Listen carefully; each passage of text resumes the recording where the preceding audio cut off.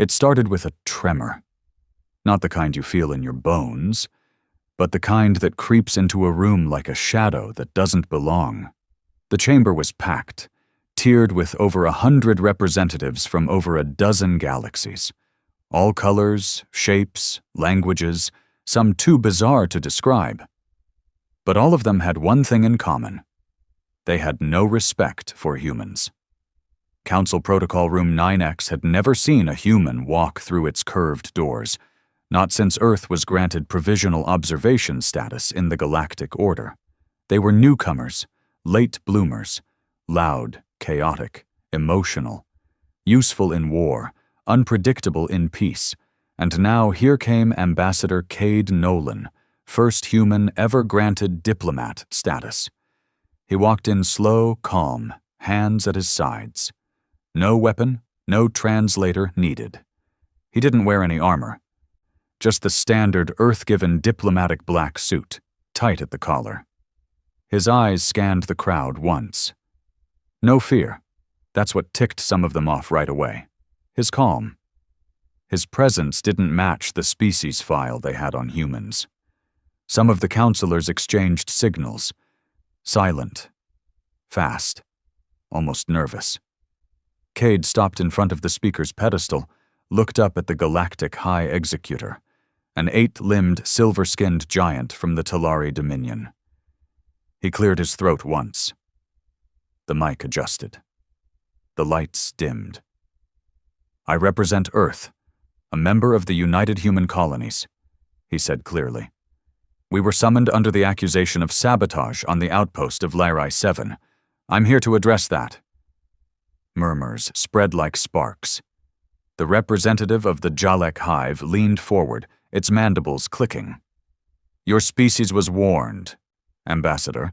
Lyrae 7 was not to be approached. It was protected territory. We had no ships near that system. That explosion, that wasn't us."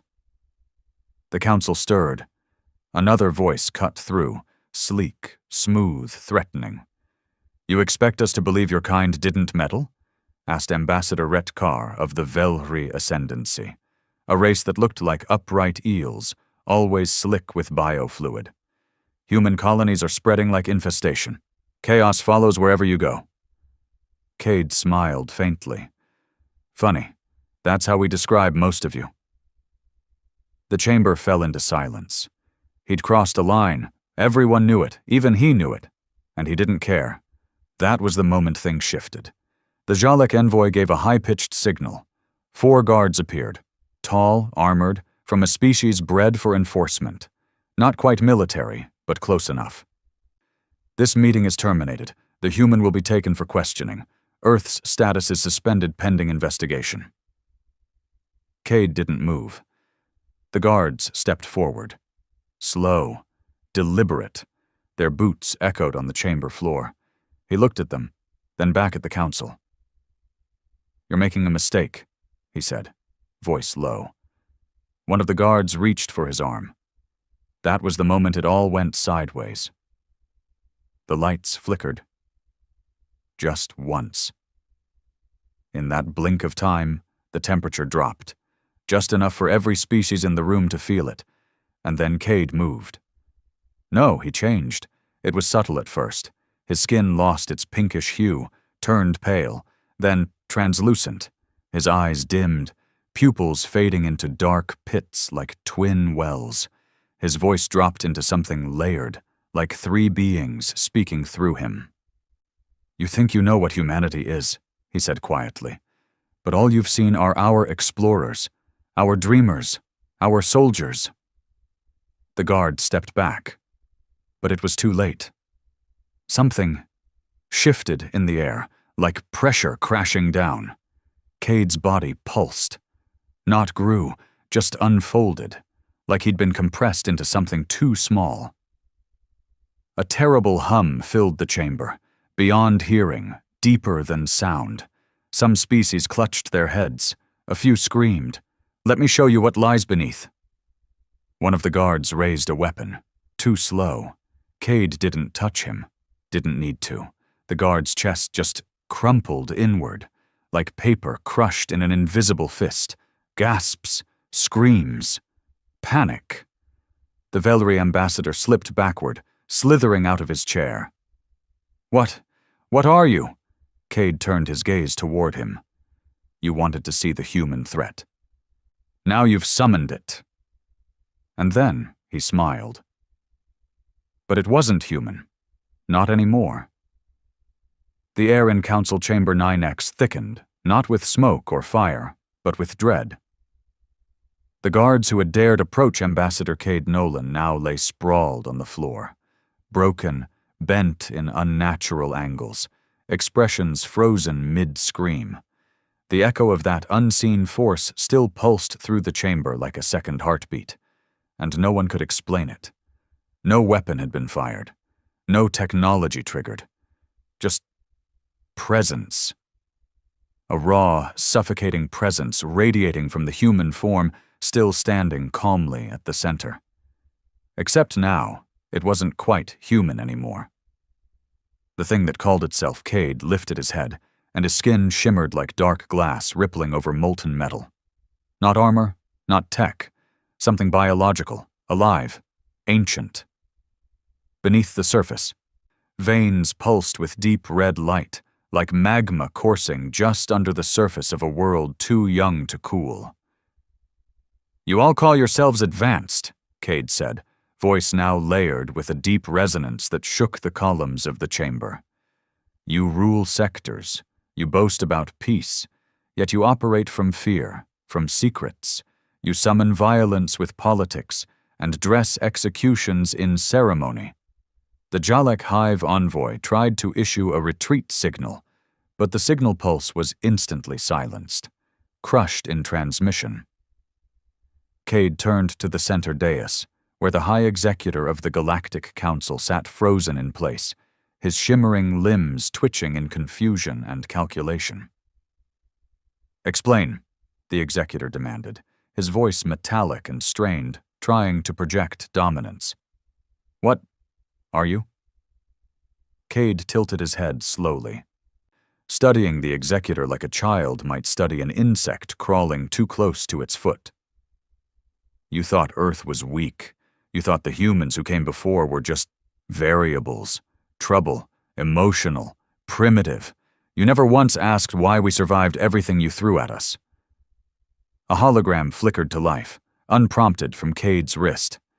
It wasn't standard galactic tech. It was something else, older, grimier, but pulsing with power. On it, an image, Lyrae 7, once a quiet outpost, now a burned, scarred planet wrapped in ash and orbiting debris. The scene zoomed into a crater, deep, clean, surgical. That wasn't sabotage, Cade continued.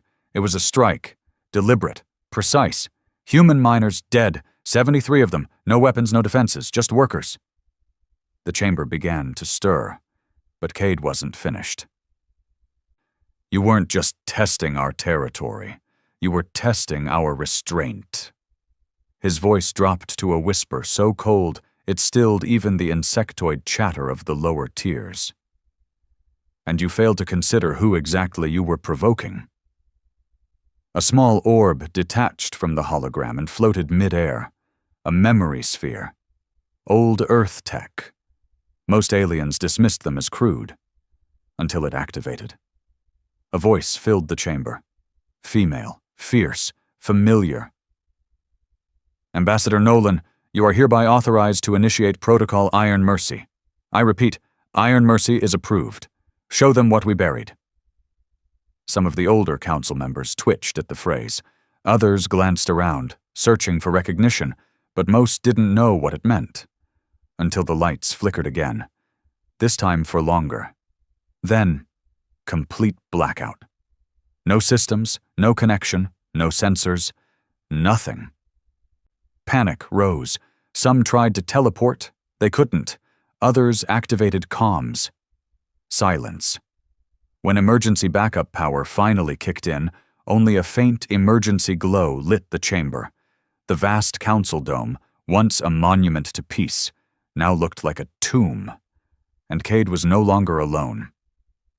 They emerged from shadows, corners, from within the walls, 6 of them, Humans, but not like any they'd seen before. Their bodies were laced with heavy exoskin, biomechanical armor fused with flesh, no mouths, no visible eyes. They moved silently, like thoughts given form. "These are not soldiers," Cade said. "They are witnesses." The Velry ambassador trembled. This is war! You bring assassins into the chamber!" Cade didn't respond. He didn't need to. The witnesses walked between the council tiers, not attacking, not speaking, just watching, breathing. Standing still long enough for every race to feel their own fear in full. "Do you know why humanity was locked out of deep council seats for so long?" Cade asked, stepping forward slowly. "It wasn't because we weren't ready. It was because you weren't ready." He turned slowly in a circle, speaking to all species now. "You feared what we would become. You feared the thing behind our ambition, behind our resilience. You feared that when pushed far enough, a human doesn't just retaliate. They evolve, they adapt, they devour what threatens them." The High Executor slammed a massive fist on the control plate. "Enough! You dare violate sacred chamber law, you bring weapons, threats, murder. I bring proof," Cade said flatly. Another memory orb dropped from his wrist. This time the chamber saw something different. A flash of documents. Earth records, dated over a century ago, top-secret logs, redacted, then unredacted, Project Orphic Bone. A subtitle, Biological Advancement Through Existential Threat Response. Footage, Earth soldiers in ancient armor, then the same soldiers, changing, flesh rewriting itself, nerves growing faster, bones restructured under trauma. One soldier stood out. He was Cade, but younger, smaller, his body twisting in the footage under pressure. Screaming, then silent, as his form stabilized into something other. He had survived the impossible. "Humans were designed by pressure," Cade said quietly. "Shaped by extinction-level threats. Our history is soaked in near-death, and every time, we changed." He looked up slowly, eyes burning like black coals in the dim light. "You thought your attack on Lyrae 7 was the beginning of something. But it was the last mistake you'll ever be allowed to make in ignorance." Silence. Finally, the High Executor leaned forward, voice lower, calculated. "What do you want, human?" Cade stepped forward. The floor didn't even echo under him now. "Respect." He turned to the Velry ambassador. "Restitution. You send what you took. You admit the strike." He pointed to the Jalek Hive representative. "You open your data vaults. We want every log of unauthorized surveillance on human colonies." Finally, he faced the executor again. "And we want a seat, full seat, Earth, on the High Council." The silence was deafening. The tension became a living thing in the room. The executor narrowed his eyes. "Or what?" Cade took a step forward, voice soft. "Or you see the rest of us." He turned his wrist. One final orb hovered up. This time it showed Earth. But not the Earth they knew, not the cities, not the colonies. A massive facility deep underground, older than any colony, older than any war, rows upon rows of sealed chambers. Inside each, humans, sleeping, breathing, changing. "We're not a threat because of what we've done," Cade said.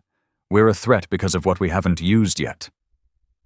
That was when the chamber broke. The Velry ambassador bolted, sliding toward the exit. A witness stepped in his path. The Velry tried to speak. His voice cracked. His fluid covering began to boil slightly under the gaze of the silent human. He dropped to the floor, still breathing. But something had changed in him. Broken. The rest of the council got the message. Cade turned and walked back to the center. "I came here alone," he said. "Peacefully. I offered truth. You answered with fear." You tried to control us with law. Now, you'll listen, or next time we bring something far older than diplomacy." The lights came back on. The chamber systems rebooted. Emergency shields flickered back online. Comm relays stabilized. But no one moved. The witnesses disappeared the way they came, into walls, shadows, thought.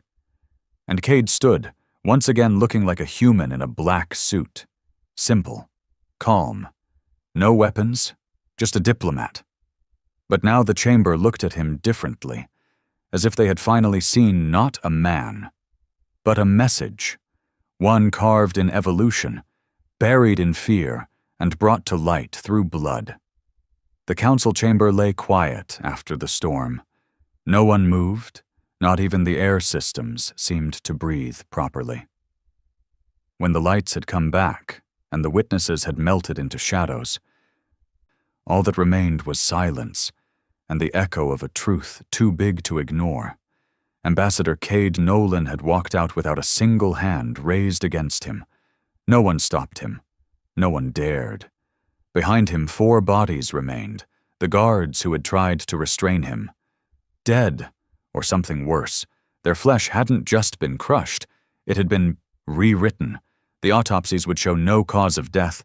Their nervous systems simply ceased. Their DNA altered. Their last thoughts unrecorded. The council didn't hold another session for 6 days, not because of mourning, not because of repair, because they didn't know what the hell to do next. In those 6 days, across hundreds of systems, the word spread like a virus with no cure. Earth is not what we thought. In the orbital citadel of the Velry Ascendancy, the high coil slithered from wall to wall in agitation. The chamber was drenched in its natural biofluid, now steaming from its body's agitation. Retkar, humiliated by the human, had not spoken since his return. He lay submerged in a nutrient pod, mind disconnected from his form. Catatonic. "What did we miss?" the coil hissed. "Their species profile never spoke of this metamorphic evolution, these witnesses, this Project Orphic bone. Nothing." A voice bubbled up from a data sifter, a cybernetic eel attached to the wall. "They kept it hidden, High Coil, even among themselves. A black project, Cold War-level secrecy, older than their interstellar age, possibly even pre-contact. They hid it well. They buried it, High Coil. Even their colonies didn't know." The High Coil's eyes narrowed. "Then it's not just a threat, it's a lie. An Earth-wide deception that puts every council species at risk." He slithered toward the signal pillar and slammed his bioform into it. "Summon the Hidden Fang. Prepare contingency plans. If Earth moves again, we don't wait for another witness to arrive." On the mining world of Juraxis 4, things were quieter, but no less tense. Humans had arrived. 3 ships, unmarked, no fleet ID, but everyone recognized them. No weapons visible, no military escort. Just one simple transmission. "Reclamation Team, Diplomatic Order 77X, do not interfere." The alien overseers of the mining operations, mostly Dreltha Consortium members, watched as humans walked through their facilities, checking logs, speaking to workers, scanning for something. Then they left. Except they took 5 aliens with them. The message was clear. These 5 had something to do with Lyrae 7, and they would face justice. Earth-style. The Dreltha tried to protest, but by then, their orbital satellites had already malfunctioned. Communications scrambled. Internal security fried. 3 of their administrators experienced vivid hallucinations of drowning in their own breath. The next day, every Dreltha operation near human colonies paused. Some never reopened. Back on Earth, deep beneath the Siberian Black Vault, the central command of Project Orphic Bone, Ambassador Nolan stepped out of his transport with eyes still glowing faintly from what he'd released inside Council Chamber 9 de Sox. The hallway lights dimmed automatically as he passed, sensing the anomaly in his aura. Dozens of guards didn't salute him. They didn't even look at him.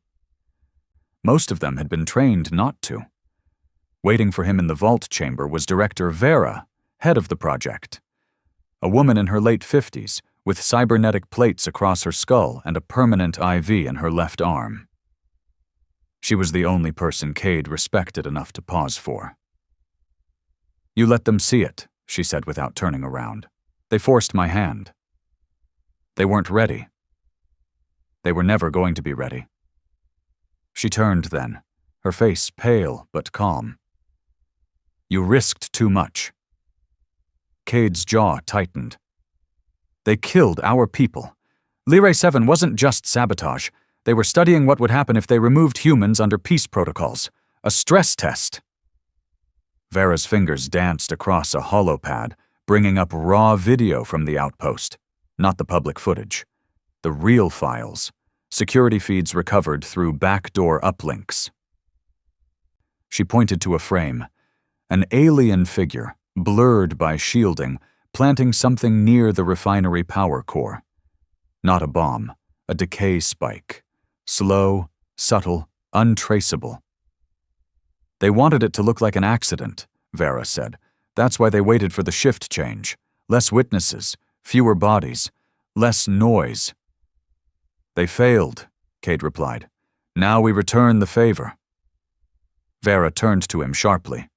"You're escalating." "I'm warning." "No," she said. "You're becoming." Cade didn't deny it. She stepped closer. "You know what Protocol Iron Mercy does to the subject. You're not stable." "I'm not supposed to be." She sighed, rubbing her temples. "What happens when the Council panics? When they unite? Not against each other, but against us?"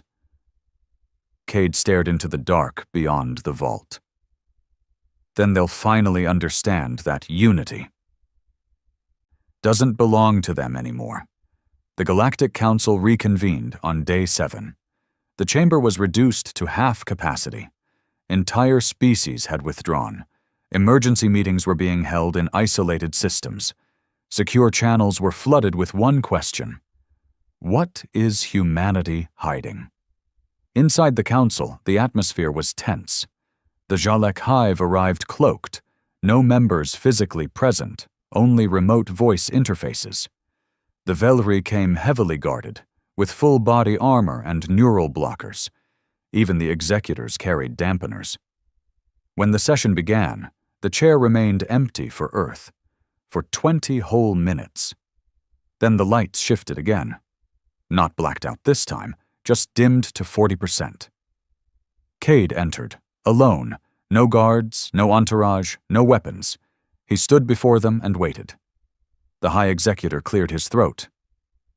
"You have our attention, human." Cade nodded. "Then listen closely." A new projection unfolded in the air above him. It showed a star map, vast, familiar to many.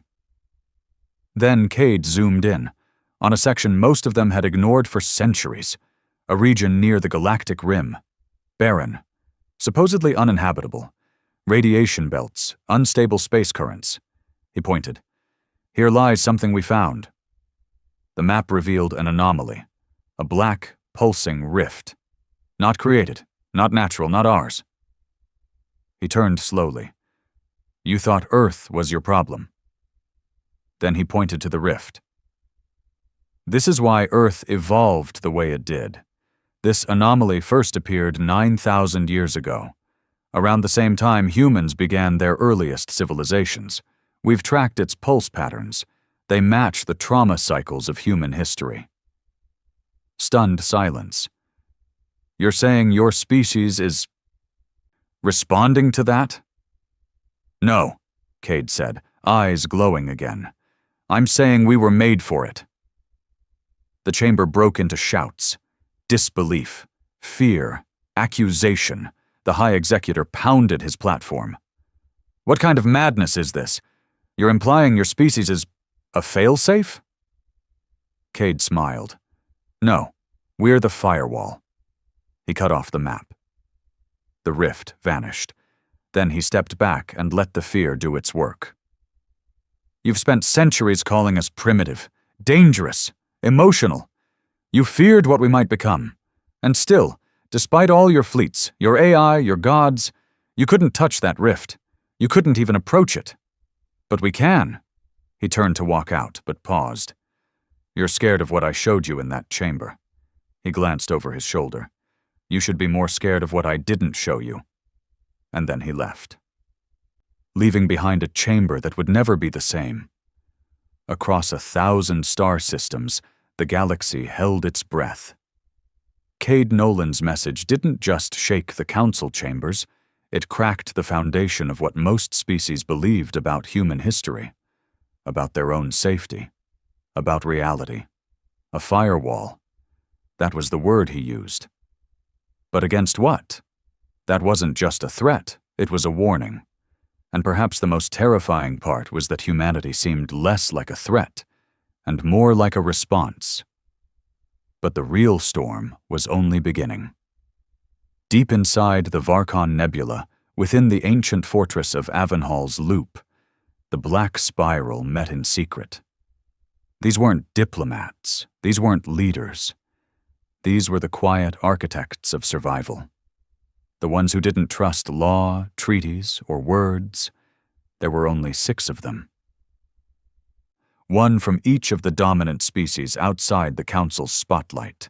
Old races, shadow empires, ones who remembered the time before the Council, before order. At the center of the table, a single hologram flickered. The face of Ambassador Cade Nolan paused mid-sentence as he pointed to the galactic rift.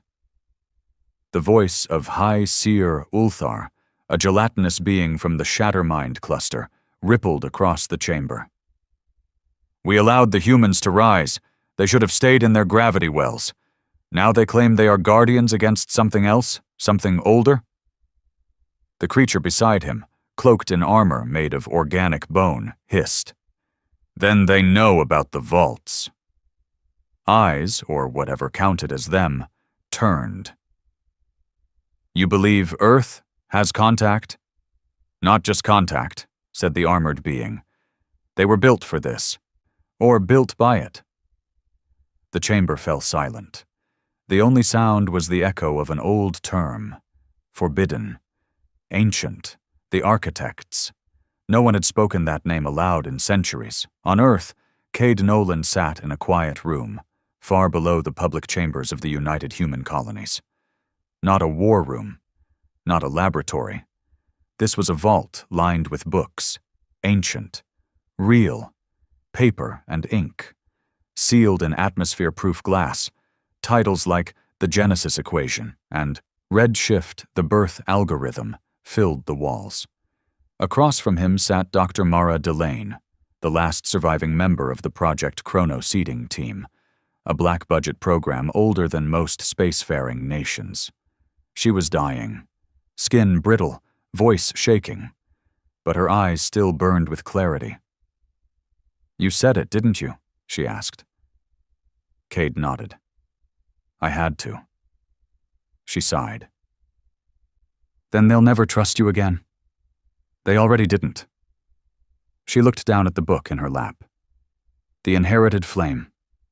A manifesto banned, supposedly fiction, but it wasn't. We never proved it, Mara whispered. Not entirely, just patterns, fractals in human DNA, responses to stimuli that shouldn't exist, memories that predate memory. Cade looked her in the eyes. Tell me the truth. Was humanity made? She didn't answer right away. Instead, she pointed to the ceiling, where a slow-moving hologram showed the rift Cade had revealed to the Council. That anomaly didn't just appear 9,000 years ago. It opened. The math proves it. And Earth, formed within a perfect orbital distance, shielded by an oversized moon, fertile with metals, organics, and anomalies in magnetic field behavior. Cade swallowed. What are you saying? Mara smiled weakly. I'm saying Earth didn't just survive the cosmic lottery. She leaned in. I think Earth was placed. Meanwhile, in a hidden system beneath a red dwarf star, the Council's secret military program, codenamed Project Purity, was activated for the first time in over 2 centuries. They had prepared for this possibility, not against Earth specifically, but for any species that grew too fast, too loud. Galactic Control Protocol Red, unleash containment fleets, deploy null space stabilizers, destroy the target, wipe it clean. The plan was clear. Earth cannot be allowed to unify the outer colonies under fear. Humanity must be disarmed, if not erased. A fleet of 17 warships from different species under one secret banner began slow movement toward Sector 99984 Beta, toward Sol. They didn't carry nukes. They didn't need them. They carried gravity seeds, devices that could collapse a planet's orbit, slowly pulling it into its star. No noise, no war, just a quiet death. Back on Earth, deep in the Pacific Trench, the final witness awoke. This one was not like the others. The previous 6 had been humans altered by trauma, shaped in secret labs. Volunteers, survivors, experiments. But this one was different. It had never been human at all. Its name was Revenant Zero, a creature grown in the abyss, spliced with every genetic fail-safe humanity had buried over generations, half myth, half monster. When it rose from the chamber, the water around it boiled. It didn't speak. It remembered. And it hated. Cade stood alone on the balcony of the High Command Tower, staring at Earth's moon. His mind burned with Mara's words. Placed, not born, a planet set in motion, designed to create a species that could withstand what others couldn't. Could it be true? Were humans ever really natural? Had they always been a weapon waiting to be triggered? The wind howled behind him as a message came through his neural uplink. Incoming transmission. Code black. Fleet signatures detected. Approaching from deep space. Cloaked. Multi-species coordination. ETA, 72 hours. Target trajectory. Sol. Cade didn't speak. He didn't blink. He just whispered, "They're coming." Behind him, alarms began to rise. All across Earth, emergency protocols ignited. Defense satellites realigned. Sleeper colonies received encrypted alerts. The witnesses stirred. War wasn't declared, but it had arrived. The fleet moved in silence. 17 warships cloaked in deep space distortion fields, drifting through the black like ghosts. No communications, no broadcasts, no insignias. Just null space signatures and gravity seeds primed for planetary collapse. They didn't look like a fleet preparing for war. They looked like a surgical tool, meant to cut Earth out of existence without warning. Project Purity didn't believe in declarations, only in resets. The ships closed in on Sol System's outer edge. No resistance, no interference. As if Earth hadn't even seen them. But Earth had. 3 hours earlier, Ambassador Cade Nolan stood inside the Mirror Core, a chamber buried beneath Greenland's ancient ice shelf. The walls weren't made of stone or steel, but of something much older. A material Earth hadn't produced. A structure that had always been there, discovered, not built. Inside it hovered the Mirror Core, a black sphere, rotating slowly, suspended mid-air. Around it danced slivers of light that blinked in patterns beyond comprehension. Time seemed off in this place, slower or too fast. Cade stood before it, flanked by 2 witnesses. He wasn't alone. Dr. Mara Delane sat in her chair, weaker now but alive, and across from her stood Revenant Zero. The creature pulled from the abyss, a living puzzle of DNA, silent and massive, draped in biotech armor that grew like muscle. "You're certain?" Cade asked. Mara nodded faintly. "They're coming. Purity fleet. Null seeds locked. We won't see them. Just feel the sun begin to swell." "They won't speak first," he said. "They can't afford to. Not after what you did at the council." He turned to the mirror core. It pulsed once. The room shifted in color, flickering like a memory. "This was buried for a reason," Mara whispered. "Even we don't understand what it is." Cade didn't look away. "I don't need to understand it. I just need it to wake up." At the edge of the Sol system, the Purity fleet entered Saturn's orbit. They didn't pause. They didn't observe. One ship, the CS-41 Varn Tal, prepared the first gravity seed. The device looked like a small moon, silent, smooth, humming with unstable energy. It was designed to detonate near a planet's magnetic field, disrupting its rotation, throwing its core into chaos. Earth wouldn't explode. It would collapse. Slowly, elegantly, painless, by cosmic standards. The countdown began. T-minus 13 hours. They never made it to hour 12. The first sign came from Mars. A low-frequency pulse, undetectable to most sensors, began emanating from its southern pole. It wasn't electromagnetic, but something deeper, gravitic resonance, like the planet's crust was speaking to space itself. Then Earth responded. Not from satellites, not from weapons, from the oceans, across the Pacific, the Atlantic, the Indian, vortices formed at precise coordinates. Energy flared, not heat, not light, memory, stored in water, locked in salt. For decades, maybe longer, Earth had been listening, and now it spoke back. Every major observatory in the system blinked offline in the same second. In their place, a single symbol, a circle, inside it a vertical line, and through that line a pulse. "Do not proceed further." The Purity Fleet's commander, a synthetic intelligence known as Sovran A3, paused its calculations. "Non-hostile warning," it noted. "Unknown source. Non-organic." It continued the countdown. T-minus 11:44. That was when the mirror core opened. No one saw it happen. Even those in the chamber didn't notice the exact moment. One instant it was a sphere. The next it had unfolded into a spiral, casting lights on the ceiling like a galaxy being born in reverse. The witnesses stepped back. Revenant Zero tilted its head, a low hum escaping its body. Not fear. Recognition. Mara clutched the side of her chair. "It's active." The spiral hovered mid-air. Then it spoke, not in words, in pulses, images, a stream of memories too old for language, too vast for history, and they went into Cade. He didn't scream, but something inside him broke, or unlocked. He saw Earth, not as it was, but as it had always been.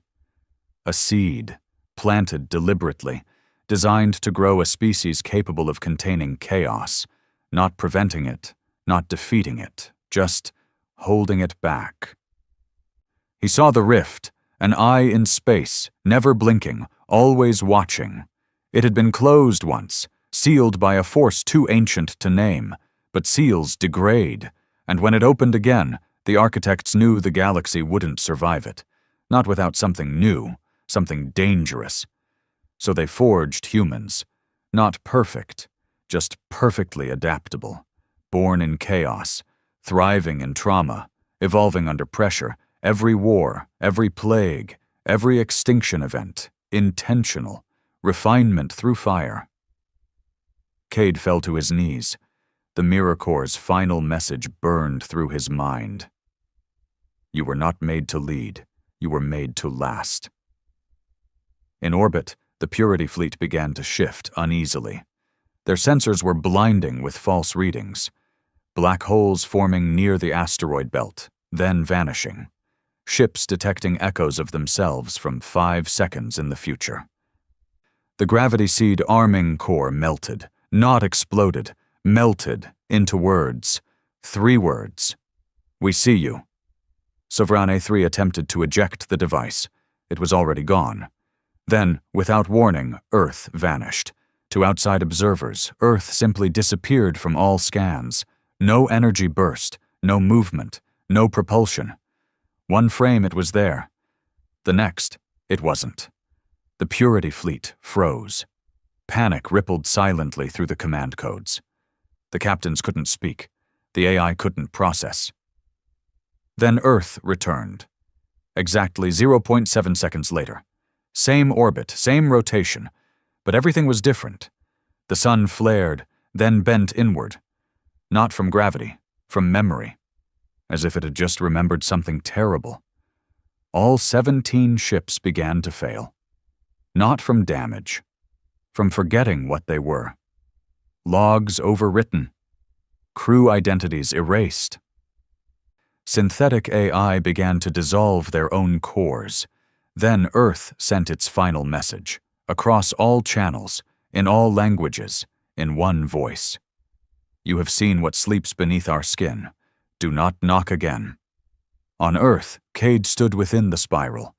His body was no longer burning. It was settling. The transformation was complete.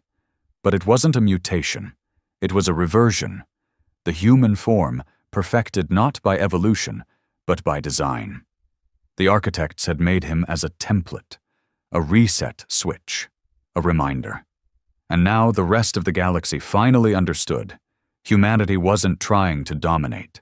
They were trying to contain. Across the council systems, panic erupted. The Purity fleet's failure leaked. 17 ships erased.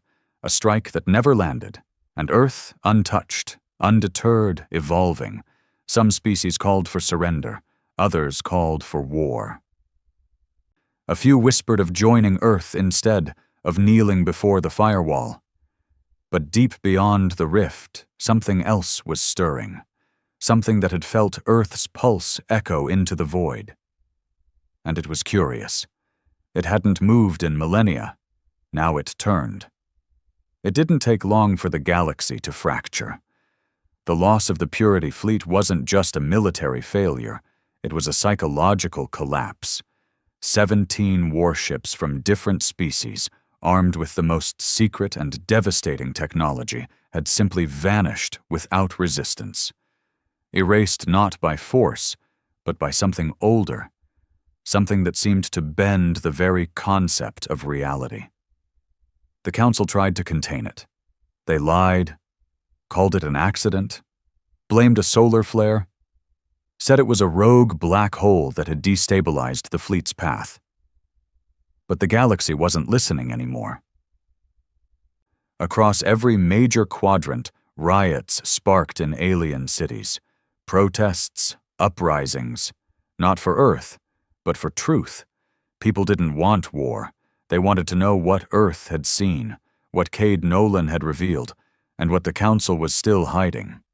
Meanwhile, on the dark side of Titan's fourth moon, Cade stood before a panel of monitors, watching the galaxy shake from 1,000 angles. Civil unrest, fleet defections, species that had stood silent for generations were now choosing sides. Some were leaning toward Earth, not out of allegiance, but out of fear, a fear that Earth had been keeping them alive, and no one knew how long that would last. Others were planning to strike again. Quietly, with proxies, mercenaries, biological weapons. Cade didn't react. He just watched until the signal came. It started with a frequency spike in the old Mimir Deep Station, a derelict human listening post in orbit around a dead dwarf star. For years, it had just drifted, picking up background noise and space static, a relic of Earth's early days in space. Then, suddenly, it detected a pattern. Not a language, a rhythm, not binary, not organic, but something else. A sequence of pulses spaced out like breaths, timed to human heartbeats. The message lasted just 7 seconds. Then the station melted, not exploded, not sabotaged. The structure disassembled itself, atom by atom, like it had been waiting for that signal to activate its death. But before it dissolved, it sent the message to Earth. Cade stood silently as it played on loop. 7 seconds of pulses, 7 beats, each one louder than the last. The same rhythm that played in the mirror core when it awakened. "It's the rift," he said, staring at the dark screen. Behind him, Revenant Zero stirred. "It knows we've changed," the creature said, voice deep and unnatural. Mara Delane, still confined to her wheelchair, rubbed her temples. "It's not just watching anymore. It's reaching." On the outer edges of galactic space, in the ruins of the Kasari expanse, something began to move. A colony lost 2 centuries ago to an unknown force, declared uninhabitable. Nothing but radiation storms and crumbled cities. Now, lights flickered in its upper atmosphere. Not ships, not life, but echoes. Like ghosts trying to reassemble themselves from memory. A long-forgotten distress signal began broadcasting. "They're waking up. The firewall is unstable. They're waking up. They remember us." Cade didn't wait for the council to react. He knew they wouldn't, not fast enough, so he began something unthinkable. Not diplomacy, not conquest, a summoning. He called for survivors, from every species, from every planet scarred by unexplained anomalies, mass disappearances, or failed terraforming projects, from colonies that had lived near gravitational distortions or magnetic black zones, places the council labeled accidents. He wanted the people who had lived through impossible things and survived. He called it the Pale Conquered. Not an army, a testimony. The first to arrive was a woman from the Volare Nebula, a fringe world where the atmosphere sometimes sang. She had lost her family in an unexplained atmospheric inversion. But she still heard them, sometimes in her dreams. She said their voices matched the pulse Cade had received. Then came a survivor from the Vorak Dunes, a dry world where 800 miners had vanished in one night. He had clawed his way out of the sand with eyes burned black and memories of something climbing out of his skin, trying to replace him. And then a child, barely speaking, found floating in space in a sealed escape pod, 20 years after his generation ship disappeared, still alive, unaged. Each one carried something inside them. Not contamination, not possession, resonance. They had survived contact with the architects. They didn't know what that meant yet, but they were changing, and so was Earth. The council watched with growing dread, not because of what Cade was building, but because of what it wasn't. There were no weapons, no threats, no demands, only witnesses. And that was far worse, because witnesses meant truth, and truth was harder to erase than war. Behind closed doors, panic turned to desperation. Species that had supported Project Purity now found themselves exposed, old rivalries reawakened, blame spread like wildfire. Some began to suggest what had once been unthinkable. We should go through the rift first. Confront it, bind it, or bargain with it. But they didn't realize. It was already coming through. On Earth, deep inside the mirror core chamber, the pulses began again, this time faster, louder. Revenant Zero stood perfectly still. Mara watched as her instruments failed one by one. Cade stepped forward, closing his eyes, and then he understood. The pulses weren't just warnings. They were coordinates. He projected them into the air, a section of uncharted space. Beyond mapped territory, beyond black zones, a place the council had labeled a soft void, a stretch of cosmos where nothing ever happened, but something was buried there. A door.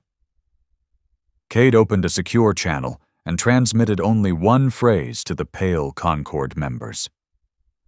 The rift is sending us an invitation. Not everyone would survive the journey, and Cade knew that, But it wasn't about survival anymore.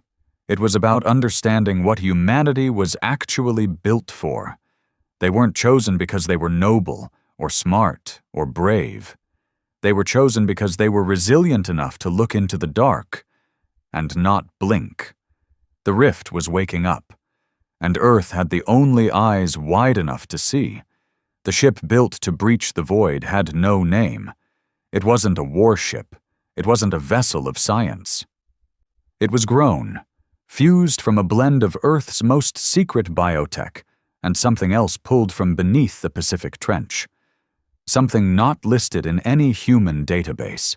It pulsed like it was alive. Its walls were bone and crystal.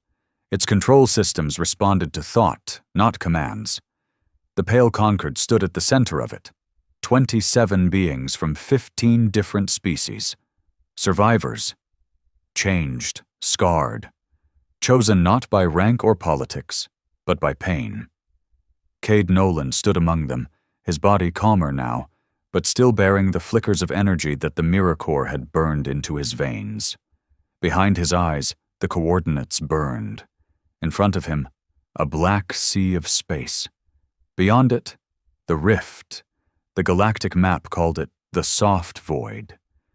But every culture had their own name for it. The still wound. The memory bleed. The eye that forgot. The place that waits. Now, humanity had a name for it, too. Origin. The moment they crossed the border into the soft void, time changed. Not stopped, not accelerated. Just wrong. There were no stars, no gravity, no temperature, no up, no down.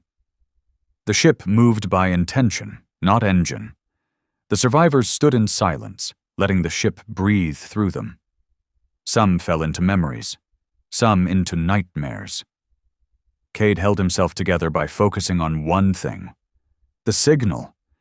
It came in steady now, like a heartbeat. Thumb, thumb, thumb. But not his heartbeat. The universe's. 4 hours into the void, they saw the first shape. It didn't make sense. It floated in nothingness, yet cast a shadow. It moved without motion. It had angles where angles shouldn't exist, a structure, massive, dormant. It was made of black stone and silver veins. No visible entrances, no lights. Just a single line etched across its surface. You remember us because we let you. Cade reached out, and the ship responded, forming a bridge of bone and living glass to the structure. The Pale Concord followed him out. None of them spoke, not even the ones with multiple tongues, because the air itself was thinking. They entered the structure through what looked like an incision, not a door, a wound, not a passage. Inside was a hall lined with mirrors, not reflective, but responsive. Each mirror showed them not themselves, but moments they didn't survive. A Kasari refugee saw her death in a cave-in that never happened. A Volari girl saw herself vanish into song, becoming air. One of the twins from the Siroven saw himself devoured by fire, eyes open the whole time. But they were alive. They had lived. Cade stepped past his mirror and saw nothing, just darkness. When he blinked, it whispered, "We're still writing yours." At the heart of the structure, they found a circle, floating, turning, made of light but not shining. It pulsed in the same 7-beat rhythm. Mara Delane, now barely conscious from the strain of the journey, gasped. "This is it," she whispered. "The architect root, the origin node, the first anchor, not a weapon, not a machine, a question." Cade stepped into the circle, and the universe stopped pretending. The hall vanished. The others vanished. He was alone. No, not alone. Before him stood a man. At least that's what it chose to be. Human. Not quite. Too tall, too still. His eyes were black wells of stars. His skin was cracked like old marble, filled with veins of red light. He smiled. "You took longer than we expected?" Cade tried to speak, but his throat locked. The figure raised a hand. "No need. You're not here to speak. He gestured to the dark around them. "You're here to remember." And Cade remembered. The truth didn't come as a revelation. It came as a realignment. Everything he'd ever known shifted to fit around it, like bones snapping into their proper places. The rift wasn't a tear. It was a test, a checkpoint, placed by beings who came before everything else. Not gods, not creators, architects, entities so vast, so old, they couldn't be perceived, only filtered. They didn't build life, they filtered it. Sentient species arose across galaxies, but only those who could survive the trauma of proximity to the rift would evolve beyond mere existence. Humanity was forged as a countermeasure. Not to fight the architects, but to recognize them, to bear witness, to keep the galaxy from forgetting what waited behind the veil. Cade had passed the test, but the others wouldn't. Not yet. The architect reached toward him, not touching, just indicating. Behind Cade, a wall of light revealed itself. Not white, not golden, a shifting gray filled with every face Cade had ever seen, every life he'd touched, every decision that broke him. "You are the Echo Bearer. You hold the weight of what was never supposed to return. They will call you Destroyer. But your purpose is remembrance, because we forget." And then the voice was gone. Cade opened his eyes. He was back in the hall. Mara gasped beside him, blood trickling from her nose. The rest of the Pale Conquered lay stunned, eyes wide. Each of them had seen something. Each of them had touched a piece of what slept behind the rift. The origin node pulsed once more, and then shattered into dust. No sound, no explosion, just gone. The void began to collapse behind them. The structure faded. And Earth called them home. The ship re-emerged into normal space 5 days later, but only 7 minutes had passed in galactic time, and the galaxy was on fire. Whole systems were defecting from the Council. Species were splitting, some declaring neutrality, some swearing allegiance to Earth, and some, those that had watched the Pale Conquered vanish, were beginning to pray. Not to gods, but to witnesses. Cade stood on Earth once more, changed. Not stronger, not smarter, not more powerful, just clearer. He knew now what came next. Earth wasn't here to win. It was here to remember. And remembrance would cost the galaxy everything. Because something had started to move behind the rift. And it had begun to speak Cade's name. The rift opened without a sound. No shockwave, no cosmic anomaly, no blaring signal. Just stillness. Every sensor in every quadrant registered nothing. A perfect void. No radiation, no mass, no gravity, and yet everyone felt it, from the barren moons of the Veldry Ascendancy to the oceans of Iridia Prime, to the dark sky over Earth itself. Every sentient creature froze at once, as if caught in some ancient instinct they no longer remembered. Even those who had no word for fear felt it now. The rift was not just open, it was awake. At the Council core world, alarms screamed, not because of attack, but because of unreadable input. The rift was no longer a singularity, it had expanded. A field, larger than 4 solar systems, had emerged around it. Nothing could enter, nothing could escape. Except one signal, a transmission broadcast through quantum entanglement in every known language. Witness has been prepared. Remembrance has begun. Final cognition pending. The message came with no coordinates, but it had a target, Ambassador Cade Nolan. He stood alone on the plains of Tartus, a wide stretch of scorched earth in the ruins of what was once old Siberia. The sky above was wrong, swirling slowly, stars bending around something that wasn't there. The witnesses stood far back, silent, still. Even revenant Zorro kept its distance, sensing something older than itself moving through the soil. Cade knelt and touched the ground. It was warm, like flesh. The planet was listening. So was something else. Then it arrived. Not a ship, not a fleet, a shape, folded into the air, a spiral made from light and memory, transparent and terrible, bigger than mountains but casting no shadow. It didn't walk, it simply was. Cade didn't blink, didn't move. The spiral pulsed once, and a voice filled the sky. You have remembered well, human, but remembrance is not enough. Now you must choose. Time warped, space bent, and suddenly Cade stood somewhere else. The planes were gone. He floated in a chamber of mirrors, like the architect structure in the rift, only now the mirrors showed others. The galaxy, the civilizations, the ones who feared, the ones who hated, the ones who bowed. Each mirror showed their future, shattered by a different choice. If Earth ruled, if Earth retaliated, if Earth became the firewall fully, every outcome ended in fire, collapse. Endless war. Cade stepped back. One mirror flickered. It showed silence, a galaxy without war, no voices, no songs, no thought. This, said the voice, is peace through stagnation. A galaxy without fire, without failure, without choice.